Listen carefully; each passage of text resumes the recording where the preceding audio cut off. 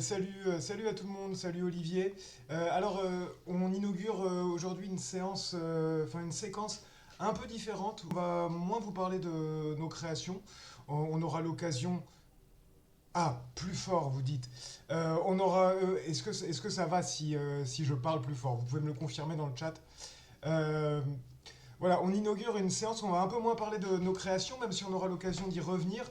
Et on va faire un peu de contexte historique, pour qu'on sache ce dans quoi on met les pieds. Alors voilà, on commence par, le titre l'annonce, par un peu de contexte historique entre 1865 et 1920. Pourquoi ces dates? Parce que 1865, c'est la fin de la Grande Guerre de Sécession, et 1920, c'est le moment où on joue dans les années 20. Euh, Bon, c'est super que ça fonctionne bien pour tout le monde. Je garde alors ce timbre de voix. Euh, En fait, dans ces 60 années à peu près, ce qui se passe, c'est la constitution des États-Unis modernes, les États-Unis tels qu'on les connaît. En fait, on est toujours assez étonné d'apprendre que des grands États comme l'Arizona ne s'agrègent aux États-Unis qu'en 1912. On a tendance à savoir que l'Alaska et Hawaï, faut attendre 1959.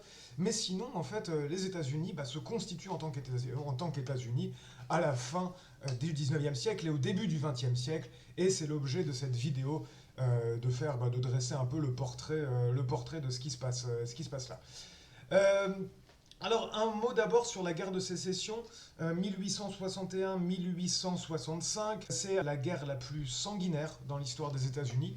Les décomptes varient, mais on estime à peu près qu'elle occasionna 800 000 morts et 500 000 blessés, dans un pays qui compte 31 millions d'habitants en 1861, dont 4 millions d'esclaves. Donc si vous voulez, c'est vraiment un carnage cette guerre de sécession. Mais bon, déjà, elle sauve l'Union et elle affranchit les esclaves. Et dans bien des aspects, c'est ce qui permet la constitution des États-Unis modernes. C'est la première guerre totale. C'est là aussi où on voit tout un tas d'innovations, notamment militaires, comme le premier cuirassé, qui annonce un peu l'avenir. Autrement dit, elle plante les germes de l'Amérique moderne, de l'Amérique industrielle. Alors, bon, je vais pas parler de la guerre de sécession ici. Je vais pas parler non plus des questions qui feront l'objet d'un focus plus spécifique dans. Ouais, si, il y avait très peu d'Américains. Attention, hein, 35 ans plus tard, ils sont 76 millions. Il y a une immigration massive, en fait, à la fin du 19e, au début du 20e siècle. Euh, voilà, donc on fait l'impasse aujourd'hui sur quelques questions qui sont centrales, mais parce qu'en fait on va s'intéresser à ces questions-là un peu plus tard dans les semaines à venir. Je pense à la condition des Afro-Américains, à la condition des femmes, à la condition des Amérindiens et aussi aux innovations technologiques. Alors j'aurai l'occasion d'en dire un ou deux mots quand même, mais voilà. Alors le premier point c'est comment dire, c'est la constitution de la frontière des États-Unis. En fait, les États-Unis sont un pays qui n'ont cessé de repousser leurs frontières, et ça se passe entre 1865 et 1900. Alors, un petit peu avant, mais ce qu'il faut s'imaginer d'abord, c'est un pays qui est, comment dire, c'est un pays qui est peuplé par la nature sauvage. Et par exemple, en premier lieu, les bisons. Les Américains, les États-Unis se constituent sur l'extermination des bisons. Je vous donne un ordre de grandeur pour qu'on voit l'étendue du carnage. En 1840, il y a entre 60 et 100 millions de bisons. En 1865, il y en a entre 12 à 15 millions. Et en 1890, il y en a plus que 750. Donc il y a 100 millions de bisons qui se sont fait massacrer, un peu moins peut-être. Et ceux qui sont conservés, c'est un effort conscient, la constitution des premières réserves, le parc du Yellowstone notamment, et des troupeaux privés. Cette extermination a privé les Amérindiens de leurs moyens de subsistance et elle a forgé aussi des images iconiques des États-Unis. Alors celui que vous voyez apparaître à l'écran, Ce tueur, c'est le célèbre Buffalo Bill, William Cody, qui revendique à lui seul 4280 bisons, soit à peu près, si mes calculs sont bons, un bison par jour pendant 12 ans. Ce qui est un paquet. Ce qui est un paquet. Alors pourquoi les bisons? Parce que bah, leur commerce est lucratif, hein. Les peaux se vendaient 3 dollars pièce, il faut multiplier par 15. Et parfois on les chassait aussi pour leur seule partie noble, telle que la langue. Euh, voilà, donc on a abattu ces bisons. Les grandes plaines au centre des États-Unis furent jonchées de cadavres en putréfaction. J'ai une image qui le montre et qui est assez terrifiante. C'est une image qui est prise en 1892. On voit un entrepreneur sur un tas d'eau de bison. Euh, voilà, bon, pourquoi est-ce qu'on ramasse les eaux? Simplement pour servir de filtre dans le raffinage du sucre et comme engrais. Et vous voyez, ça donne un peu l'impression qu'après avoir tout massacré, on recycle les eaux. Et c'est un peu l'histoire de ces États-Unis à ce moment-là, c'est-à-dire des États-Unis où la loi est encore hésitante, où l'État peine à s'implanter avec la même vigueur partout, et où en fait les aventuriers du capitalisme sont, comment dire, ont les mains libres. On aura l'occasion d'y revenir. Oui, c'est en effet une photo effroyable. Je vais passer immédiatement à la photo suivante. Euh, alors, c'est l'âge qui s'ouvre, hein, en même temps que les bisons sont exterminés. C'est l'âge des cow-boys et l'âge du bétail. Alors ce que vous voyez là, c'est une photo qui date de 1880, qui montre les premiers parcs à bétail des États-Unis. Donc c'est une photo qui est prise à Kansas City aux alentours de 1880. Et c'est une photo qui montre ce qu'on appelle les Texas Longhorns. Alors c'est des bêtes qui sont achetées pour 3 à 4 dollars pièce au sud du Texas et qui sont revendues ensuite 30 à 40 dollars pièce sur les grands marchés de Kansas City ou de Saint-Louis, ce qui n'est possible que grâce à à la construction ferroviaire. Il y en a une autre. Là, ici, vous avez le trophée d'un Texas Longhorn qui a été offert au président McKinley en 1897, si mes souvenirs sont bons. Voilà, donc on élève le bétail et on constelle le territoire de grands chemins de fer, ce qui permet d'envoyer le bétail dans les grands abattoirs de Chicago. Dans le même temps, si vous voulez, c'est là qu'apparaissent des villes de cow-boys, des ranchers fortunés, parfois millionnaires, et l'image et le mythe du cow-boy. Alors là, vous avez une célèbre photo de cow-boy qui date, si mes souvenirs sont bons, de 1887. Alors, à la fin de la guerre de sécession, si vous voulez, l'objectif c'est de coloniser tout l'ouest des États-Unis.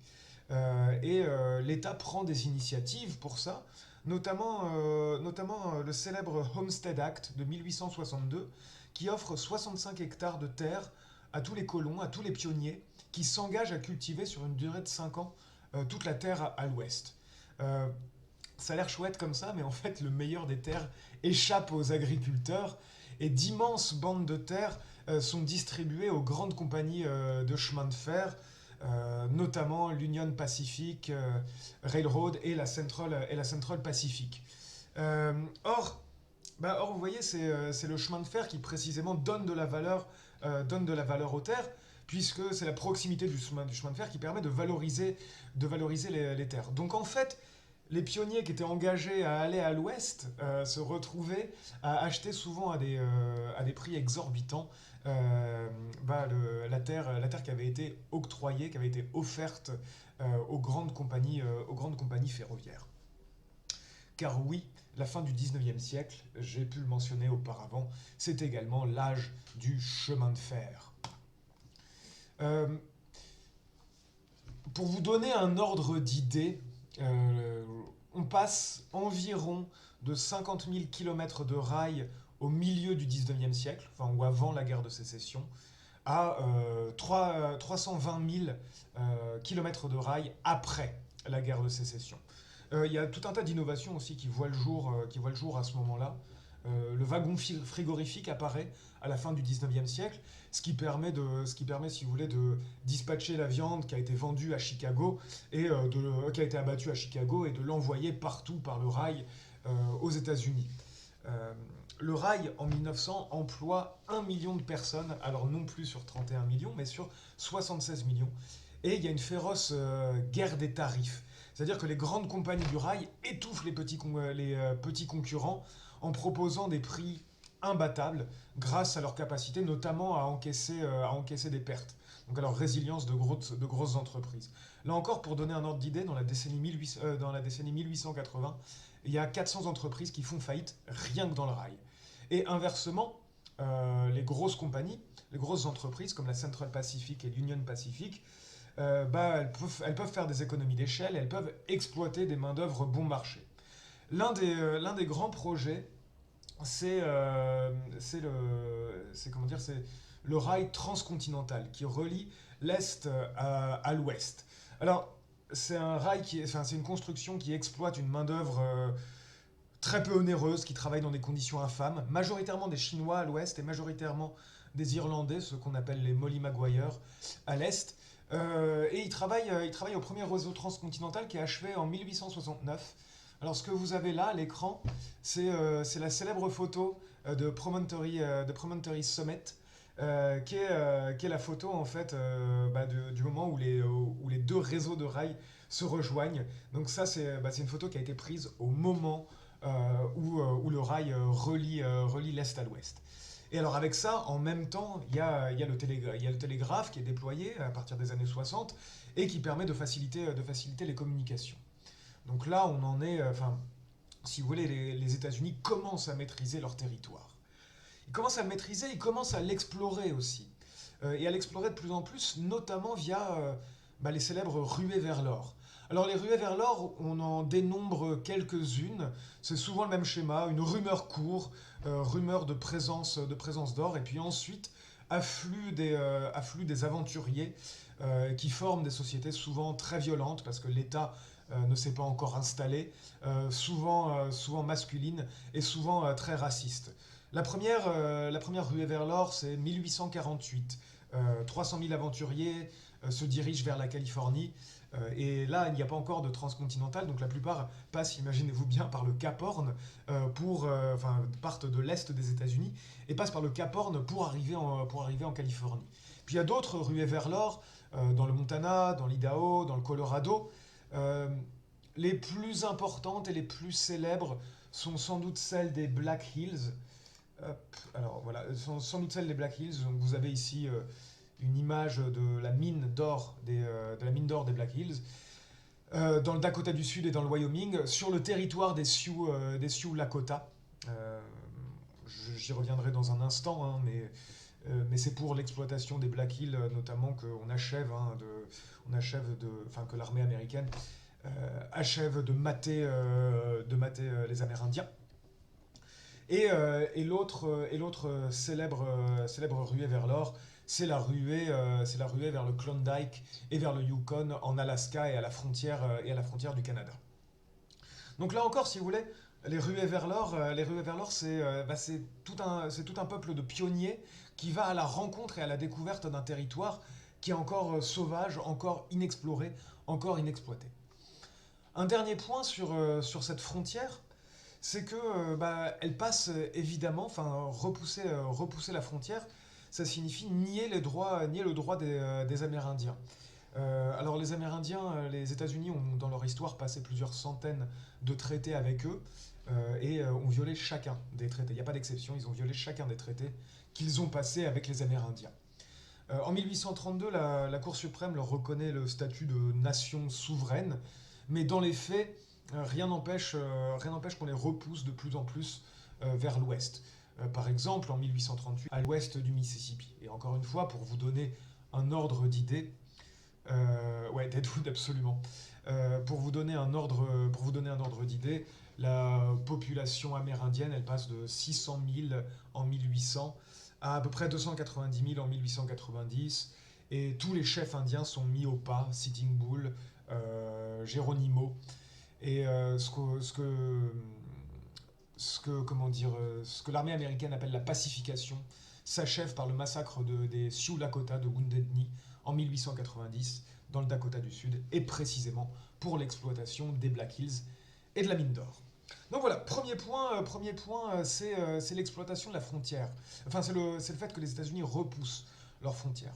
Deuxième point, et ce qui est peut-être aussi l'image qu'on a immédiatement des États-Unis, c'est que les États-Unis vivent, après la guerre de sécession, un âge d'or. Un âge d'or et également un âge de capitalisme débridé, qui est l'âge des barons voleurs. Alors j'y viens dans un instant. Euh, ah voilà, ici vous avez Geronimo, et ici vous avez Geronimo avec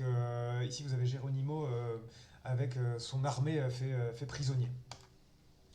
Alors, encore une fois pour bien situer, fin du 19e siècle, 450 000 brevets technologiques sont déposés, et c'est à cette époque-là que sont inventés tout un tas d'objets qui forgent le mythe américain. Alors, vous avez le blue jean de Lévi-Strauss, mais vous avez également le téléphone, l'ampoule électrique, le phonographe. Vous avez également l'exploitation de l'ascenseur et du monte-charge qui permettent au premier gratte-ciel de voir le jour en 1884 à Chicago. Donc vous avez une croissance, une industrialisation qui sont portées par une natalité très forte, par une immigration massive. Vous avez 13 millions de nouveaux arrivants entre 1860 et 1900, 1 million par an dans les années 1900. Et tout ça fournit une main-d'œuvre peu onéreuse, exploitée à l'envi par les gros capitalistes. Euh, les États-Unis, en effet, vivent un âge d'or. En un demi-siècle, la production de l'acier est multipliée par 50, la production du pétrole par 200. Et c'est avec ça qu'apparaît une nouvelle classe de millionnaires, les barons voleurs, et une nouvelle structure d'entreprise, les trusts. Alors qu'est-ce que c'est que les trusts? Les trusts, c'est des entreprises qui se concentrent en cartel ou en pool, ils appellent ça à l'époque, qui fixent les prix, qui s'accordent sur des restrictions de production et qui étouffent ainsi les petits producteurs.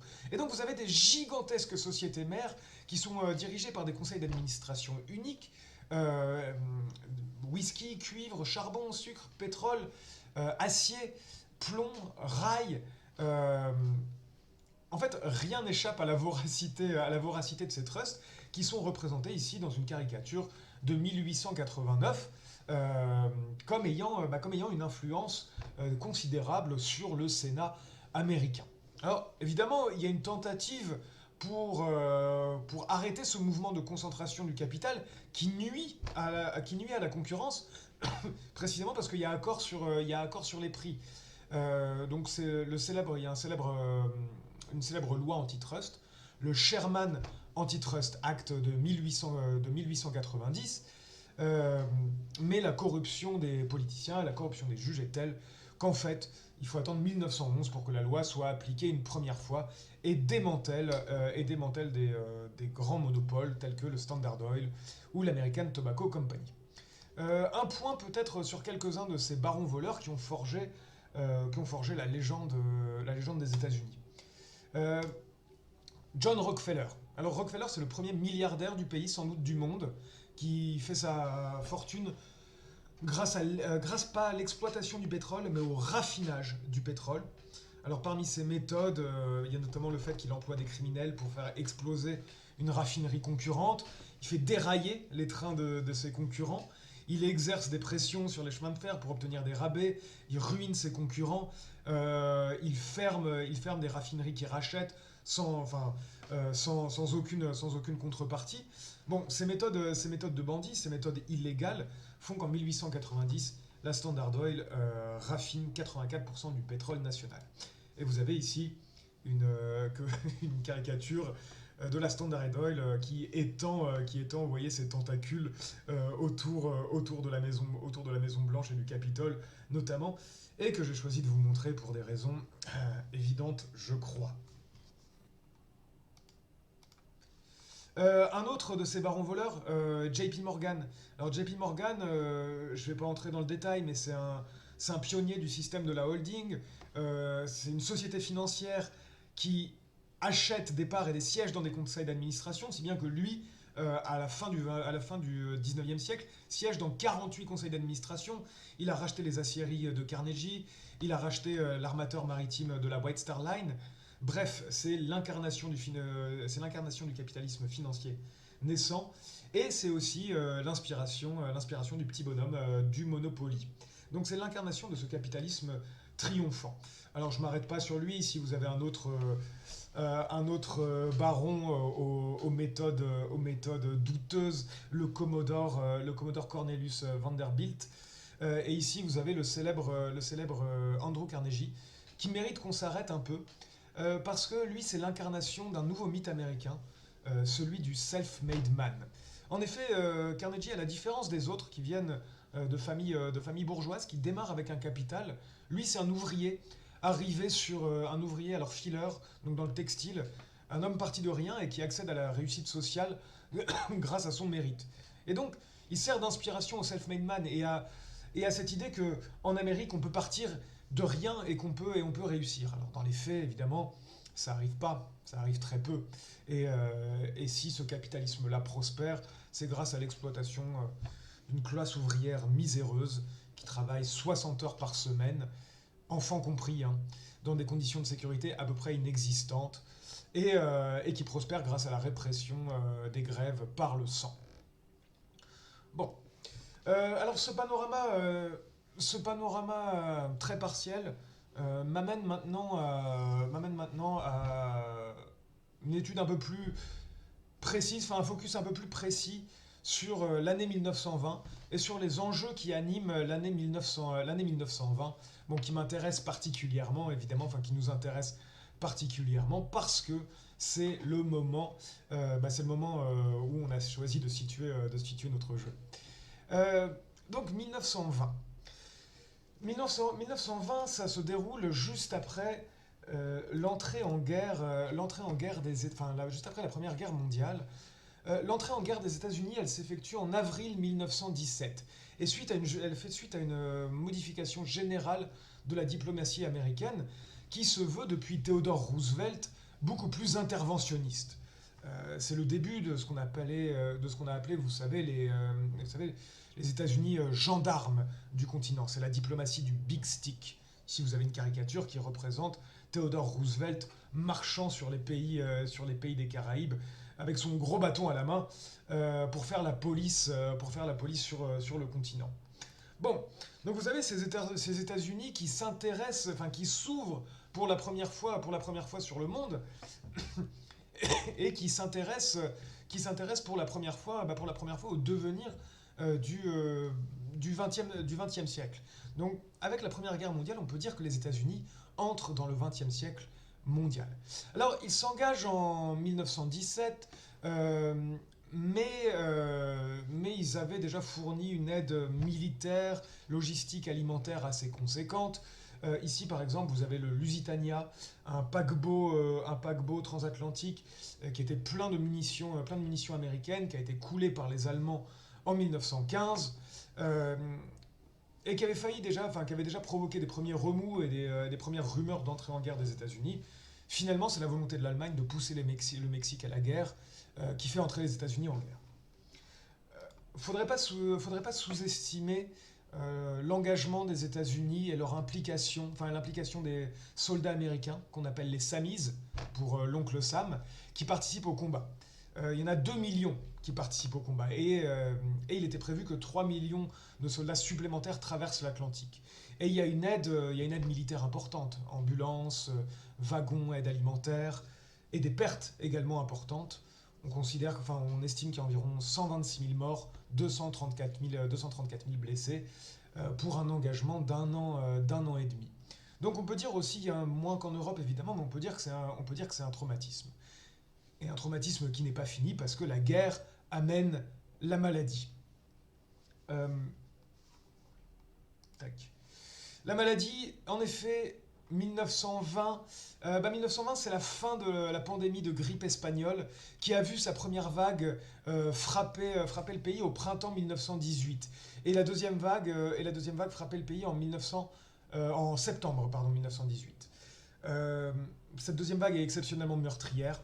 Entre 30 40% de la population est atteinte, 5% des malades meurent, les hôpitaux sont complètement débordés, les services publics sont à l'arrêt, euh, et les médecins ne comprennent pas ce qui se passe. Aspirine, injection d'huile camphrée, injection de sublimés corrosifs, rien n'y fait, on ne comprend pas pourquoi ces malades, ces visages de malades virent au bleu, au violet, pourquoi leur fièvre et leur toux se compliquent de pneumonie, et pourquoi enfin ils meurent.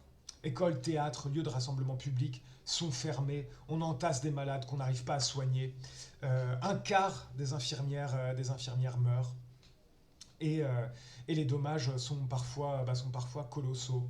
675 000 morts dans ce qu'on a appelé la mort pourpre.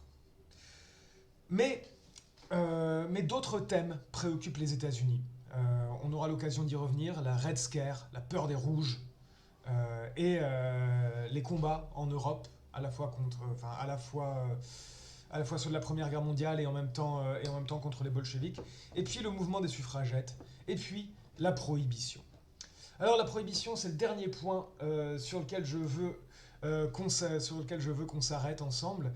Le 16 janvier 1920 à minuit entre en vigueur le 18e amendement de la Constitution et le Volstead Act qui le complète, qui proscrivent la fabrication, la vente, le transport de l'alcool. Les États-Unis, à partir du 16 janvier minuit, sont officiellement un pays sec et entrent dans l'ère de la prohibition. Mais la prohibition est en fait une idée ancienne. Le Maine a interdit l'alcool dès 1851, comme certains d'entre vous le savent, suivi bientôt par le Vermont. En 1893, il y a une ligue, la Ligue anti-saloon, qui est créée. C'est un lobby très puissant, très religieux, qui acquiert des soutiens politiques. Et en 1909, il y a 8 États supplémentaires qui ont interdit l'alcool. En 1916, l'alcool est prohibé dans 18 États, sur les 48 que comptent les États-Unis à ce moment-là. Les prohibitionnistes gagnent des appuis politiques puissants, et notamment à la Première Guerre mondiale qui leur sert de levier argumentatif, si vous voulez. Parce que l'alcool amoindrit les forces des soldats, parce que les brasseries sont tenues par des germano-américains, et donc les fonds iraient à l'Allemagne, parce que la bière est un mésusage des céréales, on ferait mieux de s'en servir, si vous voulez. On ferait mieux de s'en servir pour alimenter les braves samis qui ont traversé les océans. Avec les premiers mois de la prohibition, vous avez des destructions des stocks d'alcool, destruction des matériels de distillation. Mais en vérité, les moyens d'application sont dérisoires, parce que les frontières sont peu surveillées, la police fluviale n'est pas très efficace, et s'ouvre l'âge d'or des contrebandiers, des bootleggers, qui acheminent l'alcool depuis le Mexique, depuis le Canada, depuis les Antilles, depuis Saint-Pierre-et-Miquelon. C'est aussi l'âge d'or des speakeasy, des bars clandestins qui s'y développent. On y sert de l'alcool frelaté, des cocktails inventés pour dissimuler le goût de l'alcool frelaté. C'est par exemple l'invention du whisky coca, du Cuba Libre à ce moment-là. Et le crime organisé s'empare de la filière de l'alcool. Les stratégies de détournement aussi se multiplient. On s'embarque dans des booze cruises, c'est des croisières où on sort des eaux territoriales américaines pour boire de l'alcool. Des médecins et des pharmaciens corrompus prescrivent de l'alcool. Des congrégations religieuses pour qu'il y ait des exceptions. Trafic du vin de messe, etc., etc. Bref, l'échec de la prohibition est total. Et finalement, la prohibition se soldera par l'abrogation du 18e amendement en 1933. Voilà, j'espère que ce tableau global vous a plu. Si c'est le cas, n'hésitez pas à mettre un pouce, n'hésitez pas à liker, n'hésitez pas à partager, tout simplement parce que ça nous aide. Quant à moi, je vous dis à la semaine prochaine où on s'intéressera aux droits des femmes dans un format plus court. Voilà, une petite capsule vidéo. Là, j'ai conscience que c'était un peu cossu. Voilà, je vous dis à la semaine prochaine et je vous embrasse les Tindalleux.